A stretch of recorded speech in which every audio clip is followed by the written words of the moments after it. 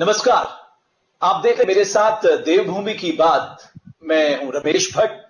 मैं अमूमन आपके बीच आता हूं स्वरोजगार की बातों को लेकर, आपको प्रेरित करने की कोशिश करता हूं कि जो माननीय मुख्यमंत्री जी या केंद्र सरकार की जो योजना है स्वरोजगार की, उसको आप अपनाएं और आत्मनिर्भर बनिए। आज मैं आपके सामने एक ऐसे शख्सियत की कहानी लेकर आया हूं, जो शख्सियत अपने आप में हम सबके लिए एक इंस्पिरेशन है, जिसने अपने सॉफ्टवेयर की नौकरी छोड़कर पहाड़ आकर अपने आप को आत्मनिर्भर बनाया और आज उनकी कहानी हर कोई जानना चाहता है।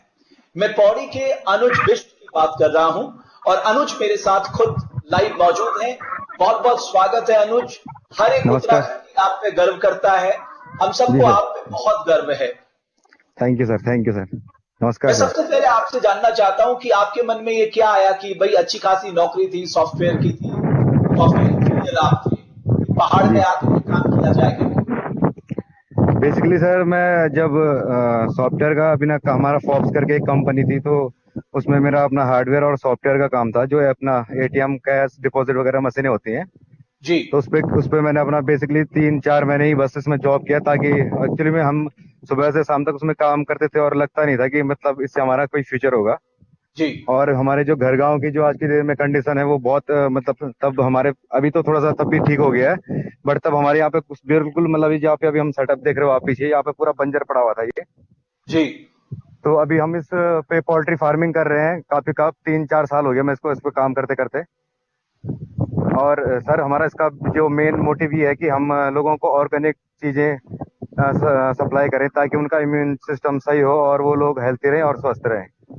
अच्छा अनुज, एक बात बताइए, जब आप आए थे जी तो सर। तब जब आप यहाँ पर आए तो तब आपके पास क्या था और क्या आपके दिमाग में चल रहा था? तब तो यही था सर काफी यहाँ पे कि ये काम करना है चाहे कुछ भी हो जाए। स्टार्टिंग में मेरे को प्रॉब्लम भी बहुत सारी आई थी। एक्चुअली में हमारे यहाँ पे जो लैंड वगैरह है, ये हमारा गोल खाते की एक जमीन में आता है, ताकि हमारे पास कोई भी काम करने के लिए एक लैंड अवेलेबल नहीं हो पाता है। तो मैंने धीरे धीरे फिर अपने गाँव के अगल बगल के जो लोग थे, कुछ मेरा भी था यहाँ पे, तो धीरे धीरे इन सब लोगों से बात करके और यहाँ पे ये सेटअप तैयार किया है।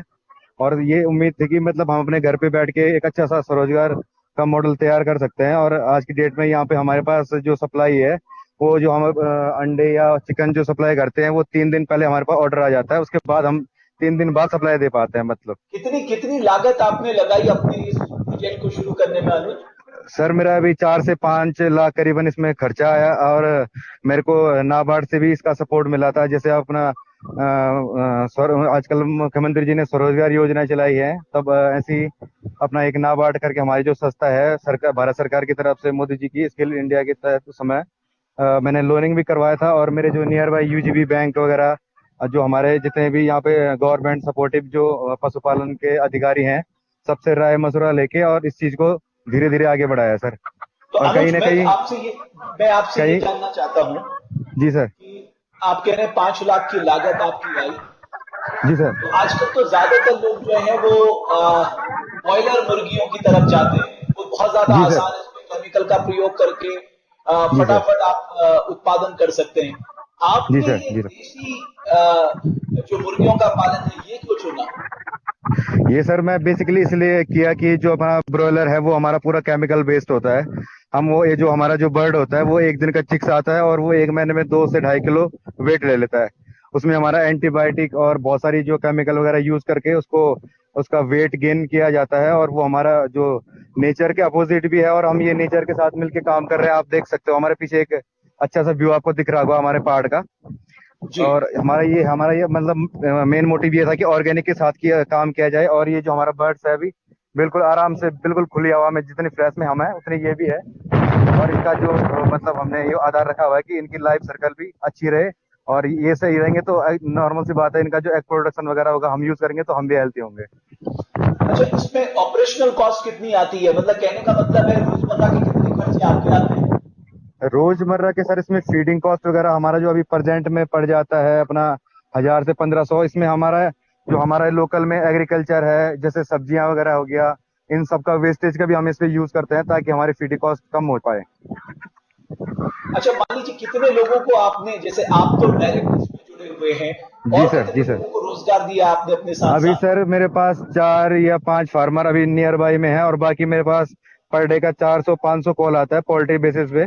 और जितना भी मेरे से बन पड़ता है मैं करता हूँ लोगों के लिए अपने स्तर से, कि ताकि उनको नॉलेज मिल सके। और सर इसमें एक वो सरकार से मेरे को ये भी करना है कि इसमें एक सेटअप तैयार किया जाए, जैसा ट्रेनिंग सेंटर वगैरह हमारे इसके जो इजीली मतलब आराम से मिलते नहीं है, वो चीज़ अगर हो तो इसका थोड़ा सा नॉलेज भी लोगों को जल्दी मिलेगा, और इसकी तरफ लोगों का ध्यान भी जाएगा ऑर्गेनिक की तरफ। जी सर। अच्छा अनुज ये बताइए, क्योंकि हाँ मैं अमूमन जो बात कर रहा हूँ अपने युवा साथियों के साथ कि आप स्वरोजगार से जुड़िए। हमारे माननीय मुख्यमंत्री जी ने मुख्यमंत्री स्वरोजगार योजना शुरू की जी है। सर।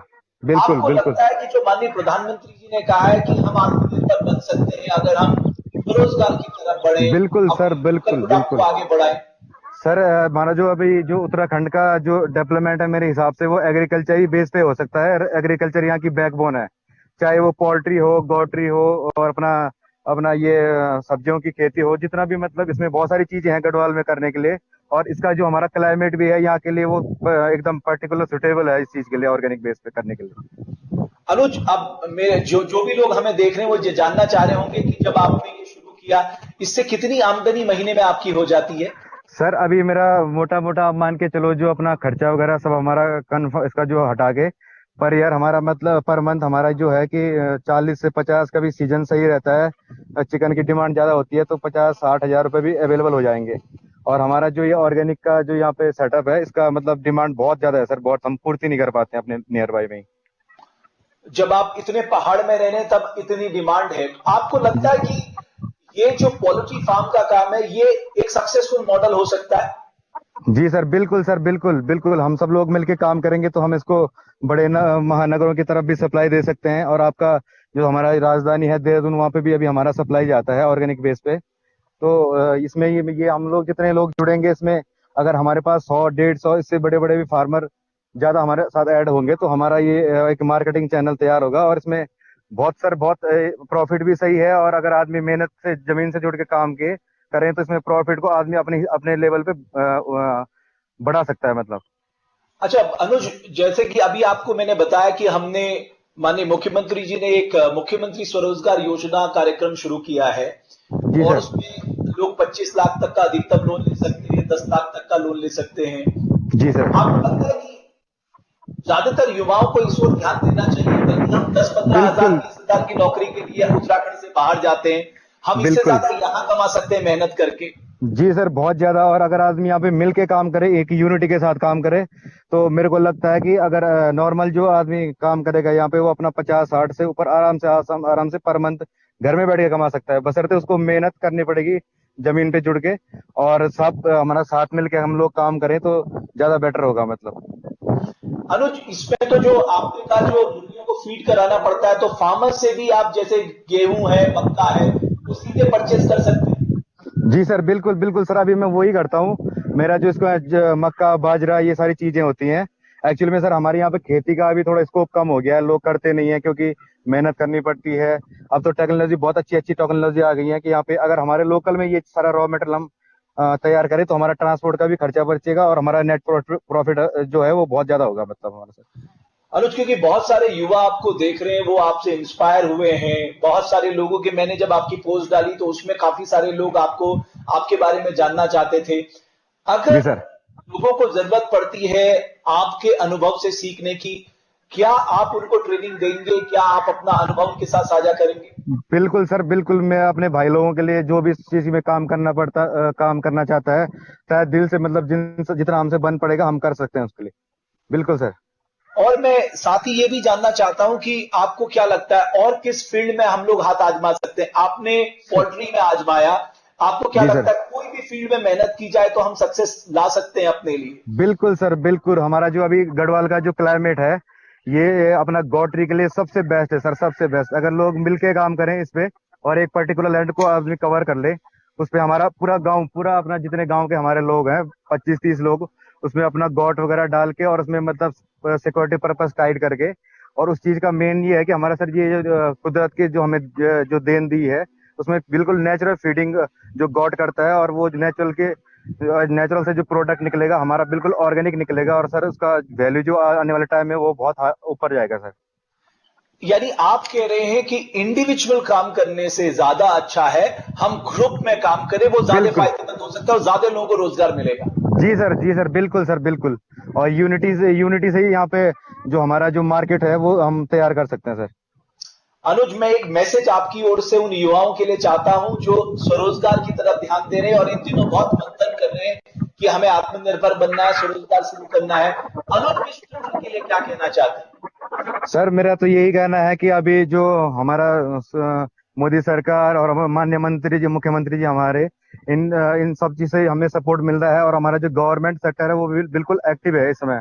मतलब ये हमारा गोल्डन टाइम है सर। ये समय हमने नहीं किया तो हम कभी नहीं कर पाएंगे। और हमें जमीन पे जुड़ के काम करना पड़ेगा इसके लिए। और सरकार की तरफ से भी हमें बहुत मदद मिल रही है और हम अपने बेस पे भी अपना उससे ज्यादा मेहनत करके इस चीज को हम आगे बढ़ा सकते हैं सर। अनुज, मैं आपको बहुत बहुत बधाई देना चाहूंगा। आपने एक सक्सेसफुल मॉडल क्रिएट करके पौड़ी गांव में एक मिसाल पेश की है।